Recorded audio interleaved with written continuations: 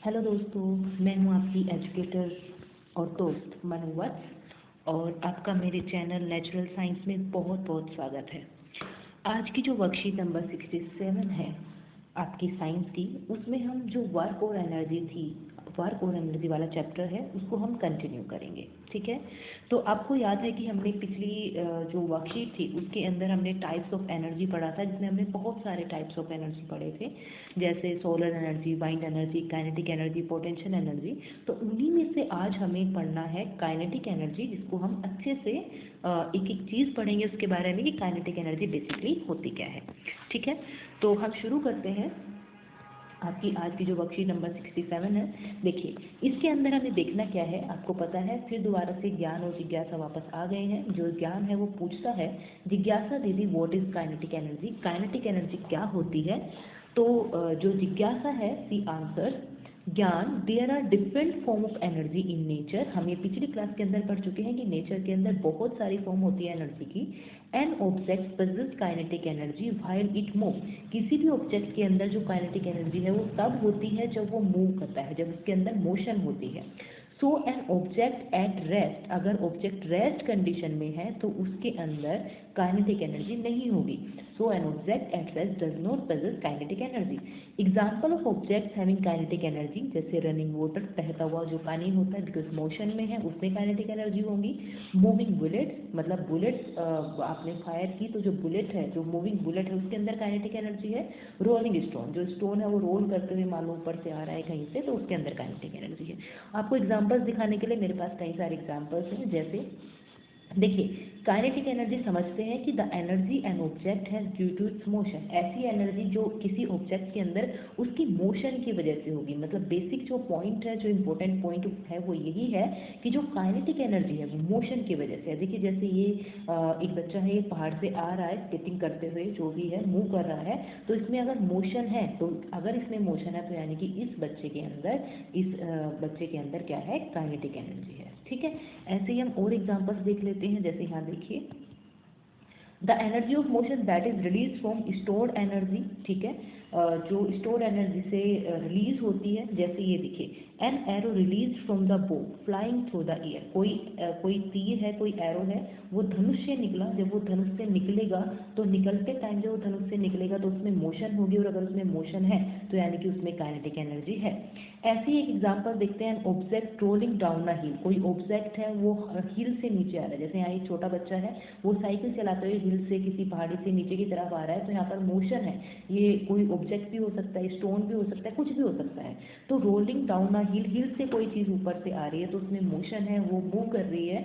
तो अगर उसमें मोशन है, अगर वो मूव कर रही है, अगर ऐसा कुछ है, तो यानी कि उस ऑब्जेक्ट के अंदर या इस बच्चे के अंदर क्या होगी, काइनेटिक एनर्जी होगी।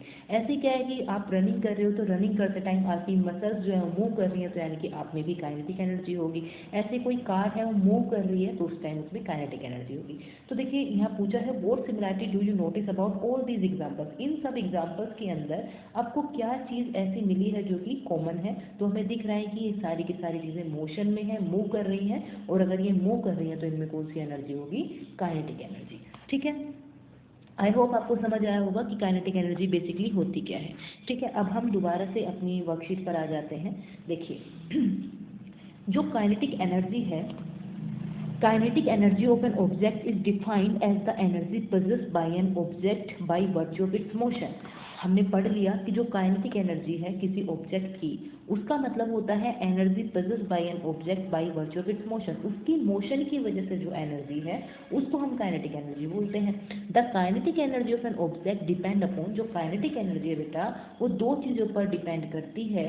हाँ, मतलब किसी भी ऑब्जेक्ट के अंदर अगर काइनेटिक एनर्जी है तो वो दो चीज़ों पर डिपेंड करती है। सबसे पहले मास ऑफ द ऑब्जेक्ट, कि उस ऑब्जेक्ट का मास कितना है, उसमें कितना द्रव्यमान है, और वेलोसिटी ऑफ दैट ऑब्जेक्ट, यानी कि उसकी वेलोसिटी कितनी है, उसमें वो कितनी तेज़ी से मूव कर रहा है। ठीक है, तो देखिए, अगर मैं इसका आपको फॉर्मूला बताऊं, वैसे हम इसका डेरिवेशन अभी देखेंगे, तो 1/2mv² होता है। ठीक है, एक सेकेंड, हम एक नया पेज ले लेते हैं जिससे आपको थोड़ा और बेटर समझ आएगा। देखिए, जो काइनेटिक एनर्जी बच्चे, काइनेटिक एनर्जी जो हम बोल रहे हैं कि मोशन की वजह से है किसी ऑब्जेक्ट के अंदर। ठीक है, तो काइनेटिक एनर्जी जो है वो 1/2mv², ये इसका फॉर्मूला होता है, ठीक है। आपको पता है फिजिक्स के अंदर m का मतलब मास होता है और v जो होता है उसका मतलब वेलोसिटी होता है। तो काइनेटिक एनर्जी अगर आप फॉर्मूले में देख रहे हो तो डायरेक्टली प्रोपोर्शनल होती है मास के। डायरेक्टली प्रोपोर्शनल का मतलब ये होता है कि अगर आप मास बढ़ाओगे तो काइनेटिक एनर्जी भी क्या होती है, बढ़ती है। अगर आप मास घटाओगे तो काइनेटिक एनर्जी भी घटेगी। मतलब अगर कोई दो ऑब्जेक्ट है जिसमें से एक का मास कम है एक का मास ज़्यादा है, तो जिसका मास ज़्यादा है काइनेटिक एनर्जी उसकी ज़्यादा होगी। ऐसे ही दूसरी चीज़ जो काइनेटिक एनर्जी जिस पर डिपेंड करती है वो है वेलोसिटी। तो जो काइनेटिक एनर्जी है वो v स्क्वायर के डायरेक्टली प्रोपोर्शनल है, यानी कि जिसकी वेलोसिटी ज़्यादा होगी, जिसकी वेलोसिटी जो जितनी मोशन जितनी तेज़ी से जाएगा, तेज़ी से मोशन में होगा, तो उसी की काइनेटिक एनर्जी ज़्यादा होगी, ठीक है। तो काइनेटिक एनर्जी इन दो चीज़ों पर डिपेंड करती है, मास ऑफ द ऑब्जेक्ट, किसी चीज़ का कितना मास है कम या ज़्यादा, और किसी जो ऑब्जेक्ट है उसकी वेलोसिटी कितनी है कम या ज़्यादा, इस चीज़ पर डिपेंड करती है काइनेटिक एनर्जी। इसको दिखाने के लिए मेरे पास, समझाने के लिए आपके पास एक एग्जांपल मैंने देखा था, ये देखिए। How does kinetic energy work, kinetic energy किस तरीके से वर्क करती है। एनी मूविंग ऑब्जेक्ट है सम काइनेटिक एनर्जी, हम ये पढ़ चुके हैं। किसी भी ऑब्जेक्ट, कोई भी ऑब्जेक्ट जो कि मूव कर रहा है उसके अंदर काइनेटिक एनर्जी होगी। The faster something is moving the more kinetic energy it has, जो ऑब्जेक्ट जितना ज़्यादा फास्ट मूव करेगा, बिकॉज काइनेटिक एनर्जी जो है वो हमने पढ़ी है 1/2 mv² के इक्वल होती है। तो देखिए वेलोसिटी जितनी ज़्यादा बढ़ेगी काइनेटिक एनर्जी उतनी ही ज़्यादा बढ़ेगी। जैसे फॉर एग्जांपल यहाँ पर एक डॉग है और यहाँ पर एक टर्टल है, तो जो डॉग है या जो पपी है वो उसकी जो स्पीड है रनिंग की वो क्या है, ज़्यादा है, वो ज़्यादा फास्ट मूव कर रहा है, तो इसलिए उसकी काइनेटिक एनर्जी क्या होगी, ज़्यादा होगी।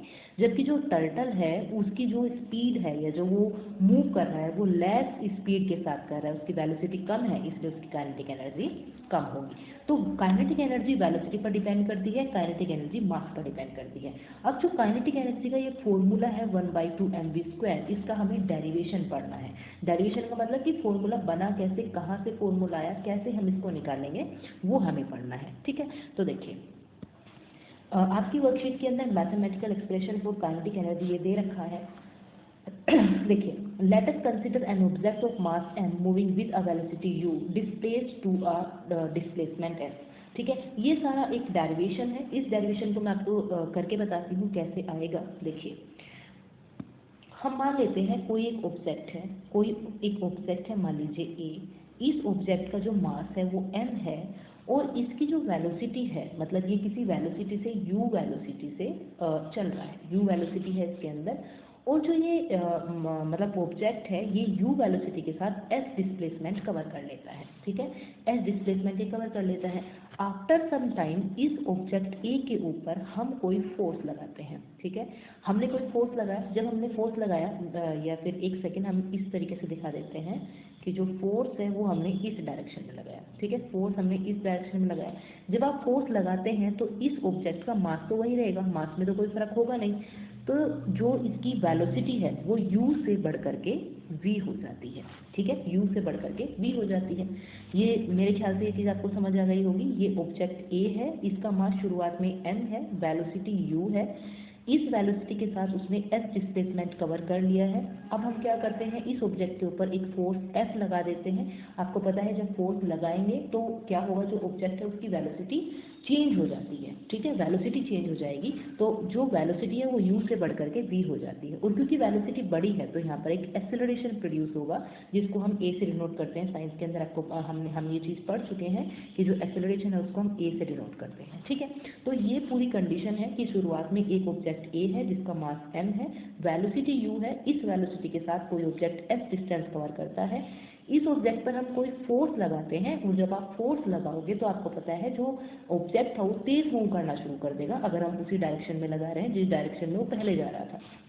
तो मान लीजिए हमने उसी डायरेक्शन में लगाया है, तो जो वेलोसिटी है वो u से बढ़ करके v हो जाती है, और इस दौरान क्योंकि वेलोसिटी में चेंज हुआ है तो एक एक्सेलरेशन प्रोड्यूस होगा, ठीक है। तो मेरे ख्याल से आपको ये चीज़ समझ आ गई होगी। अब देखिए हम यहाँ वापस आते हैं, तो यही चीज़ इन्होंने यहाँ तक एक्सप्लेन की थी जो मैंने आपको समझाई है। Let us consider an object of mass m moving with a velocity u, कोई ऑब्जेक्ट मास m का वेलोसिटी u के साथ मूव करता है, डिस्प्लेस करता है to a displacement s displacement उसने कवर कर लिया। अब हमने क्या किया, एक फोर्स f लगाया जो कि उसके ऊपर acting on it and produce an acceleration a to increase the velocity to v। मतलब फोर्स लगाने के बाद जो एक्सेलरेशन है वो a प्रोड्यूस हुआ और जो वेलोसिटी है वो v हो गई, ठीक है। अब देखिए इस सारे काम में, मतलब इस सारी प्रोसीजर के अंदर, क्योंकि हमने फोर्स लगाया है तो यानी कि यहाँ पर वर्क डन हुआ होगा, ठीक है, कोई वर्क हुआ होगा, ठीक है। तो जो वर्क है उससे उसी चीज़ से हमें पता है वर्क और एनर्जी सेम होते हैं, हम वर्क से वर्क का फॉर्मूला अप्लाई करेंगे और फाइनल में जाते जाते हम जो हमारा काइनेटिक एनर्जी है उसका फॉर्मूला लेकर आएंगे, ठीक है। देखिए मैंने आपको क्या बताया कि इस सारे प्रोसीजर के अंदर कुछ ना कुछ काम हुआ होगा, हमें पता है वर्क। अगर मैं आपसे बोलूं कि हमें इस प्रोसीजर में वर्क डन निकालना है, कितना वर्क हुआ, तो W equal to F into S होता है बेटा, ठीक है। W equal to F into S हम प्रीवियस क्लास के अंदर पढ़ चुके हैं। Force into displacement is equal to work, ठीक है। अब देखिए अगर आपको याद हो न्यूटन का सेकंड लॉ, अगर आपको याद हो न्यूटन का second law F equal to M A, जहाँ पर जो m था वो मास होता है और e एक्सेलरेशन, ठीक है। e एक्सेलरेशन, जब हम किसी ऑब्जेक्ट पर फोर्स लगाते हैं तो एक एक्सेलरेशन प्रोड्यूस होता है, तो उसी के रिगार्डिंग हमने एक formula second law of Newton में पढ़ा है, F equal to M A. तो देखिए अगर मैं इसको इक्वेशन 1 मान लूँ, ठीक है, तो और इसको इक्वेशन में 2 मान लूँ, तो इक्वेशन 2 से F की वैल्यू हमें इक्वेशन 1 में रखनी है। तो W इक्वल टू F की जगह अगर मैं m में रख देती हूँ, अगर F की जगह मैं m में रख दूँ तो W इक्वल टू यहाँ पर हो जाएगा m a s, ठीक है। W इक्वल टू हो जाता है m a s। मेरे ख्याल से आपको ये चीज़ समझ आ गई होगी, ठीक है। तो W equal to m a s आ गया हमारा। अब हम आगे चलते हैं। देखिए W equal to m a s, ये चीज़ आ चुकी है हमारी। अब आपको अगर हल्का सा याद होगा तो हमने जो मोशन थी, मोशन का जब हमने चैप्टर पढ़ा था तो हमने उसमें 3 इक्वेशन पढ़ी थी, और उसमें जो थर्ड इक्वेशन थी वो v square equal to u square plus 2as हमने उसके अंदर पढ़ा था, ठीक है। v square equal to U square plus 2as हमने थर्ड इक्वेशन में पढ़ा था। तो मुझे यहाँ से s की वैल्यू निकालनी है, मुझे यहाँ s की वैल्यू रखनी है यूनिफॉर्म में, बिकॉज हमारे ऑब्जेक्ट के पास इनिशियल वेलोसिटी u भी है, फाइनल वेलोसिटी v भी है, और बिकॉज वेलोसिटी में चेंज हुआ है तो एक्सेलरेशन भी है, और डिस्प्लेसमेंट s था, तो उसी डिस्प्लेसमेंट की वैल्यू हम v और u और a की फॉर्म में रखेंगे। तो v square minus U square, देखिए मैं u को इधर लेके आ गई, इक्वल टू 2as, ठीक है, 2as। अब यहाँ से v square minus U square divide by 2a equal to s, ठीक है। तो ये चीज़ आ गई। अब इस चीज़ को अगर देखिए ये s की वैल्यू है, ठीक है, ये s की वैल्यू है, इस s की वैल्यू को मुझे यहाँ पर रखना है, ठीक है। तो अब देखिए W equal to m into a into s की वैल्यू अगर हम रखेंगे, एक सेकेंड रुकिए, थोड़ा ऊपर लिखते हैं ताकि a की पेज में कवर हो जाए। W equal to m into a into s की value v square minus U square divide by 2a। अब a से हम काट देंगे, a को आराम से कट जाएगा। तो देखिए अब इस बिकॉज ये डिवाइड में है सारा, तो इसको मैं लिख सकती हूँ 1/2 m v square minus U square, ठीक है। तो ये आपका हो गया W।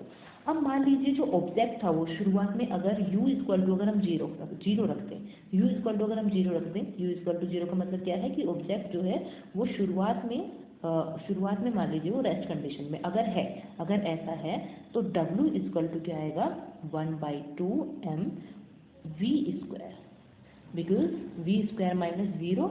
यहाँ तक आप समझ गए होंगे मेरे ख्याल से। अब हम आगे चलते हैं, तो यहाँ से आ जाएगा W इक्वल टू 1/2 m। अब वो देखिए v स्क्वायर माइनस जीरो ऐसे था, तो मैं उसको लिख सकती हूँ 1/2 m v स्क्वायर, ठीक है। ये आपका W है, और बिकॉज हमें पता है जो W है और जो एनर्जी है वो एक दूसरे के पूरक हैं, मतलब जो वर्क है उसको हम एनर्जी भी बोल सकते हैं, तो इसलिए जो एनर्जी है वो 1/2 mv स्क्वायर होगी।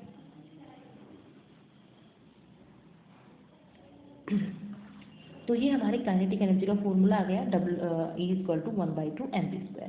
तो ये हमारा डेरिवेशन था जो आपकी वर्कशीट के अंदर दे रखा है, ये देखिए, ठीक है, ये देखिए 1/2mv², ये हमारा फॉर्मूला आया फाइनल में, ठीक है। तो for an object at rest U=0, तो काइनेटिक एनर्जी क्या होगी, 0, ठीक है। क्योंकि अगर आप वेलोसिटी को 0 रख देंगे, अगर v की वैल्यू यहाँ पर 0 रख देंगे, तो जो काइनेटिक एनर्जी है वो 0 हो जाएगी, ठीक है। अब हम इससे रिगार्डिंग कुछ एग्जाम्पल कर लेते हैं।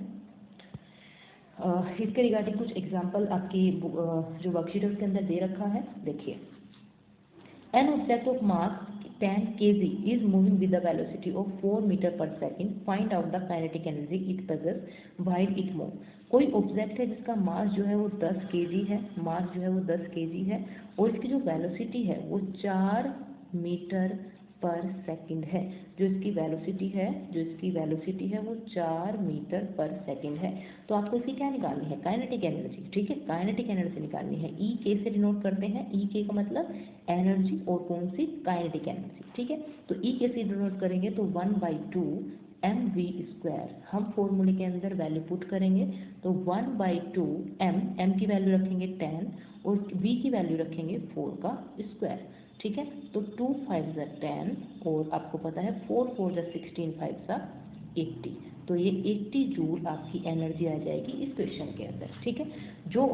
जिस ऑब्जेक्ट का मास 10 kg था और वेलोसिटी 4 मीटर पर सेकंड थी, तो उसकी आपको काइनेटिक एनर्जी निकालनी थी। तो बहुत सिंपल है, काइनेटिक एनर्जी बहुत इजी आप निकाल लेंगे। काइनेटिक एनर्जी का फॉर्मूला लगाएंगे 1/2mv², यहाँ पर m की वैल्यू पुट करेंगे, v की वैल्यू पुट करेंगे और इसको कैलकुलेट कर देंगे, 80 जूल आपका आंसर आ जाएगा, ठीक है। तो ये हो गया, बहुत सिंपल सा है। उसके बाद आप इसी में कर लेते हैं एग्जाम्पल नंबर सेकंड भी, इसी के अंदर हम एग्जाम्पल नंबर सेकंड कर देते हैं, ठीक है। एग्जाम्पल नंबर सेकंड के अंदर भी एक न्यूमेरिकल आपको दे रखा है, देखिए ये बहुत सिंपल सा क्वेश्चन है। इसमें कहा है कैलकुलेट द वर्क। देखिए इस चैप्टर के अंदर चाहे आपको वर्क निकालना हो चाहे एनर्जी निकालनी हो, दोनों सेम चीज़ें हैं, बिकॉज हम पढ़ चुके हैं अगर कोई ऑब्जेक्ट वर्क कर रहा है यानी कि उसके अंदर एनर्जी है, और अगर किसी ऑब्जेक्ट के अंदर एनर्जी है तो इसका मतलब वो वर्क कर सकता है, ठीक है। तो वही सारी चीज़ें हैं, मतलब वर्क डन निकालना हो या फिर चेंज इन काइनेटिक एनर्जी निकालना हो, सेम चीज़ है।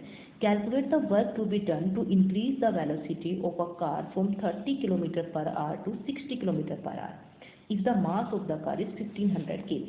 देखिए सबसे पहली जो चीज़ है, मैं आपको एक चीज़ बता दूं, जब भी आप इसमें वेलोसिटी लेंगे ना, जो वेलोसिटी है, जो आप इसमें वेलोसिटी लेंगे, इसको भी से नोट कर लेते हैं।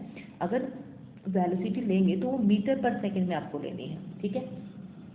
अगर वो किलोमीटर, अगर जो वेलोसिटी है अगर वो किलोमीटर पर आवर में दे रखी है, तो you have to change into meter per second, आपको मीटर पर सेकंड में चेंज करनी पड़ेगी, ठीक है। इसका मैं आपको शॉर्टकट बता देती हूँ, बहुत इजी है, ठीक है, बहुत इजी है। अगर अगर कोई जो वेलोसिटी है वो किलोमीटर पर आवर में है और उसको आपको मीटर पर सेकंड में चेंज करना है, तो आपको कुछ नहीं करना, उस चीज़ में आप 5/18 से मल्टीप्लाई कर दीजिए।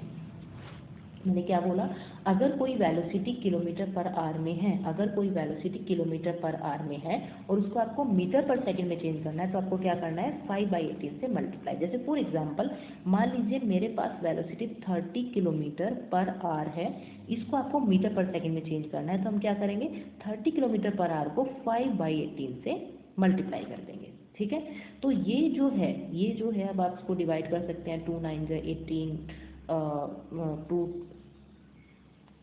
15 टाइम घट जाएगा, ठीक है। तो मतलब इस तरीके से हम इसको डिवाइड कर सकते हैं। फिर फर्दर डिवाइड कर लेते हैं, 3 9 3 5 15, तो 25/3 जो है इसकी वेलोसिटी आ जाएगी, और किस में आएगी, मीटर पर सेकंड में, ठीक है, मीटर पर सेकंड में ये वेलोसिटी आएगी।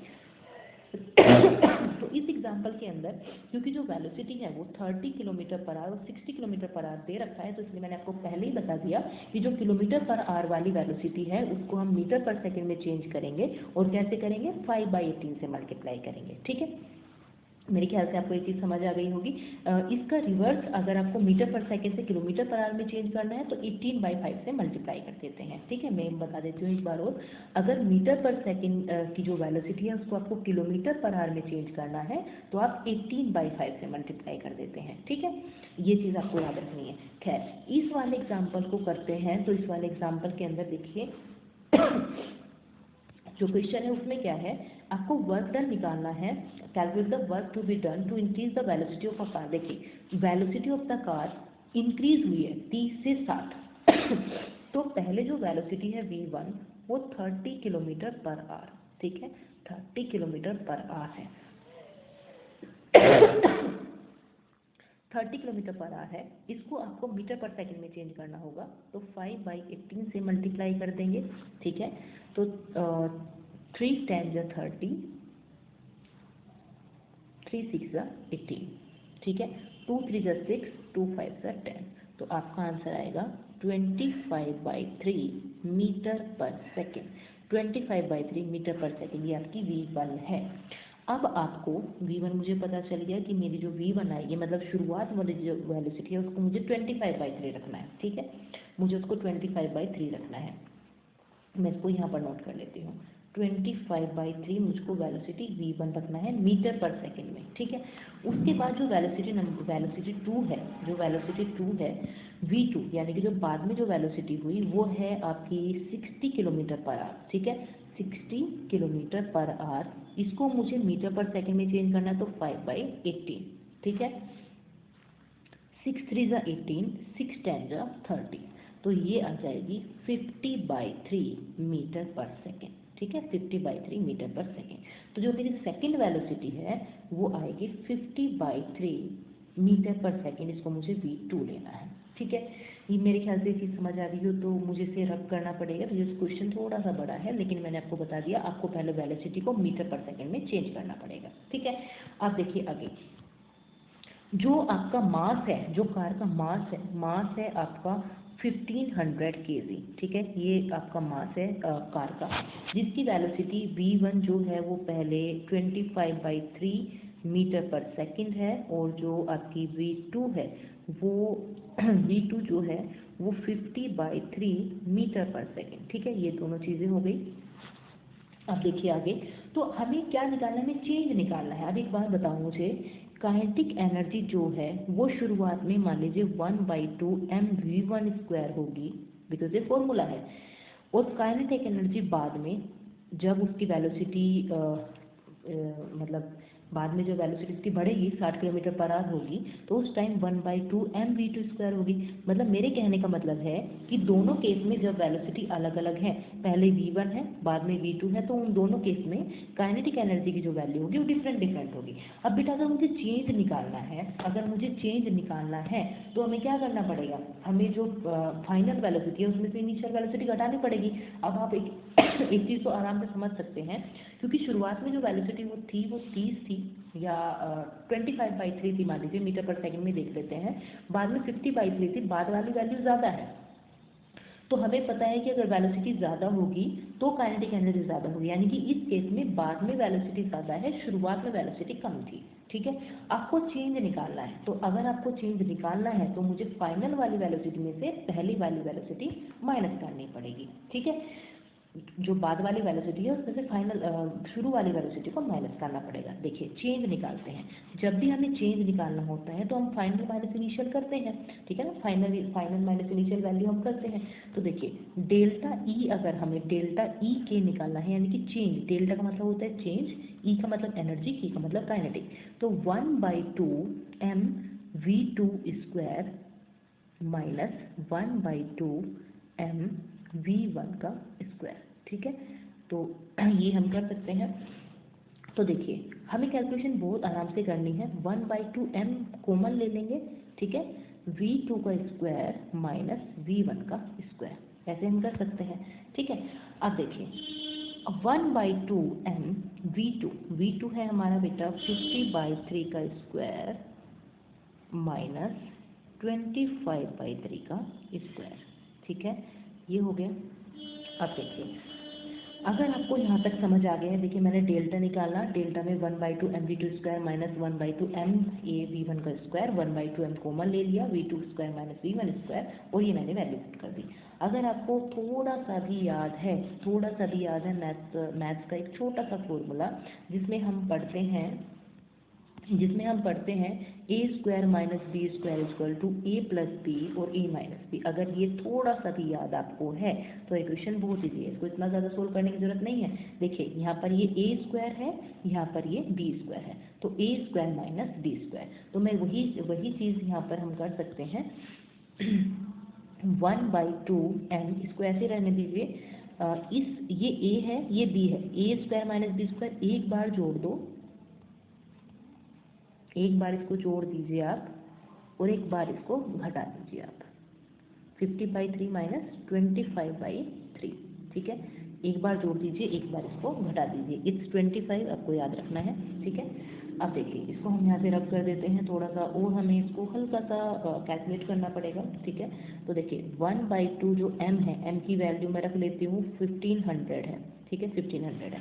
अब देखिए इसको ऐड बहुत इजी है करना, बिकॉज आपका जो डिनोमिनेटर है वो सेम है, तो यहाँ से आएगा 75, ठीक है, और यहाँ पर कितना आएगा 25/3, ठीक है। ये 1500 था, ठीक है। देखिए 3 5 15 00, ठीक है, और यहाँ से आ जाएगा 250, ठीक है, ओके। उसके बाद ये 3 से कट जाएगा, 3 1 3 नहीं, हाँ 3 2 6 3 5 15।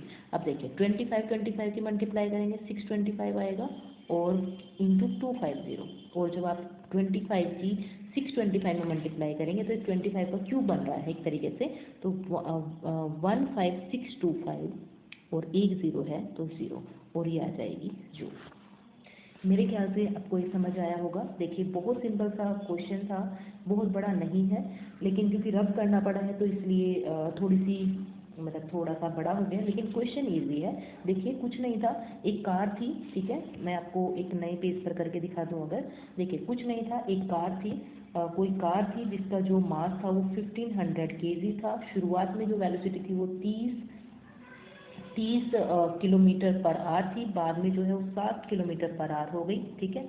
तो हम क्या करेंगे, पहले इसकी वेलोसिटी निकाल लेंगे, मतलब मीटर पर सेकंड की फॉर्म में, और बाद में इसकी वेलोसिटी निकाल लेंगे, ठीक है। मेरे ख्याल से जो भी मतलब वेलोसिटी आएगी उसको आप रख लेंगे। फिर आपको डेल्टा ई निकालना है, तो हम क्या करेंगे, पहले वेलोसिटी फाइनल में जो वेलोसिटी है, फाइनल वाली वेलोसिटी में से इनिशियल वाली वेलोसिटी को माइनस कर देंगे। और मैंने आपको मतलब सोल्व करने का तरीका भी बताया है, 1/2 m v2 square minus v1 square, तो आपको ए स्क्वायर माइनस बी स्क्वायर का फॉर्मूला लगाना है, और सिंपल सा उसको कैलकुलेट करना है, बहुत ज़्यादा कैलकुलेशन की जरूरत है नहीं, ठीक है। तो अब हम मेरे ख्याल से आपको समझ आ गया होगा। अब हम लास्ट पार्ट पे आते हैं अपनी वर्कशीट के। हमने सारे एग्जांपल्स कर लिए, अब हम क्वेश्चंस पर आ जाते हैं। देखिए फर्स्ट क्वेश्चन है डिफाइन काइनेटिक एनर्जी। मैंने आपको बहुत सारे एग्जांपल्स बताए हैं। काइनेटिक एनर्जी होती क्या है, जो ऐसी एनर्जी जो कि किसी ऑब्जेक्ट के अंदर उसकी मोशन की वजह से है, वो उसकी काइनेटिक एनर्जी होती है, और उसका फॉर्मूला आपको लिखना है 1/2 mv², जो कि हम बार बार पढ़ चुके हैं, ठीक है। सेकंड क्वेश्चन पर आते हैं, what will be the kinetic energy of car standing in a garage. किसी गैरेज के अंदर कोई कार खड़ी है। अगर कार खड़ी है यानी कि जो कार है वो रेस्ट में है, रेस्ट का मतलब जो वेलोसिटी है वो ज़ीरो है, और अगर वेलोसिटी ज़ीरो है तो 1/2 mv² के अकॉर्डिंग अगर मुझे काइनेटिक एनर्जी निकालनी है, तो अगर वेलोसिटी ज़ीरो है, अगर ये वैल्यू ज़ीरो होगी, अगर यहाँ पर मैं 1/2 m जीरो का स्क्वायर दूँ, तो आपको पता है जीरो की मल्टीप्लाई आप किसी भी चीज़ के अंदर करेंगे तो आंसर ज़ीरो होता है। तो ऐसी कार जो कि गैरेज में खड़ी है उसकी काइनेटिक एनर्जी क्या होगी, ज़ीरो। क्वेश्चन यही पूछा गया है, मेरे ख्याल से आपको ये चीज़ समझ आ गई होगी। उसके बाद अगला क्वेश्चन है, on what factor does the kinetic energy of an object depend. Kinetic energy किसकी चीज़ पर डिपेंड करती है, हमें फॉर्मूले से इजीली हम समझ सकते हैं कि जो काइनेटिक एनर्जी है वो ऑब्जेक्ट के मास पर डिपेंड करती है, और साथ में वेलोसिटी पर डिपेंड करती है, ठीक है। तो ये दो फैक्टर हो गए, एक मास और एक वेलोसिटी। उसके बाद अगला क्वेश्चन है the kinetic energy of an object of mass m। कोई ऑब्जेक्ट m है, मतलब कोई ऑब्जेक्ट है जिसका मास m है, ठीक है बेटा। तो उसकी जो काइनेटिक एनर्जी है moving with the velocity 5 meter per second is 25 joule. देखिए काइनेटिक एनर्जी का फॉर्मूला हमें पता है 1/2 mv², ठीक है। अब उसने बोला कि कोई ऑब्जेक्ट है जिसकी काइनेटिक एनर्जी है 25 जूल, मैंने यहाँ पर 25 रख लिया, ठीक है। 1/2 मास हमें पता नहीं है, वेलोसिटी उसने मुझे दी है, दैट इज 5 मीटर स्क्वायर, ठीक है। तो अगर हम इसको सोल्व करेंगे तो देखिए 5 का स्क्वायर अगर मैं इसको सोल्व करूँ, थोड़ा सा ऐसे लिख देती हूँ मैं इसको, ऐसे आप समझिए 25 इजक्वल टू 1/2 m, 5 का स्क्वायर 25 हो जाएगा, ठीक है। 25 से 25 कटेगा, m की जो वैल्यू होगी वो इधर जा करके यानी कि m इजक्वल टू 2 kg आ जाएगा, ठीक है। हमें m निकालना था बिकॉज हमारे पास m था नहीं, तो m की वैल्यू 2 kg आ गई, मैं इसको यहाँ रख लेती हूँ, ठीक है। अब आगे देखिए, अब इस क्वेश्चन के अंदर पूछा क्या है, मैंने फॉर्मूले में रख करके वैल्यू मतलब वैल्यू निकालनी मास की मुझे निकालना है what will be it's kinetic energy, what will be it's kinetic energy when its velocity is double. अगर जो वेलोसिटी है वो डबल हो जाए, यानी कि 5 की जगह कितनी हो जाए 10, क्योंकि 5 का डबल 10 होगा, 10 मीटर पर सेकंड हो जाए तो इसकी काइनेटिक एनर्जी बताइए। तो देखिए काइनेटिक एनर्जी अगर मुझे निकालनी है तो मुझे 1/2 तो मुझे फॉर्मूला 1/2 mv² पता है। अब वेलोसिटी तो उसने बता दी कि डबल हो गई, लेकिन मास भी चाहिए, इसीलिए मैंने मास निकाला था, ठीक है। तो यहाँ से काइनेटिक एनर्जी इक्वल टू 1/2, मास जो है वो 2 है और जो वेलोसिटी है वो 10 का स्क्वायर, ठीक है।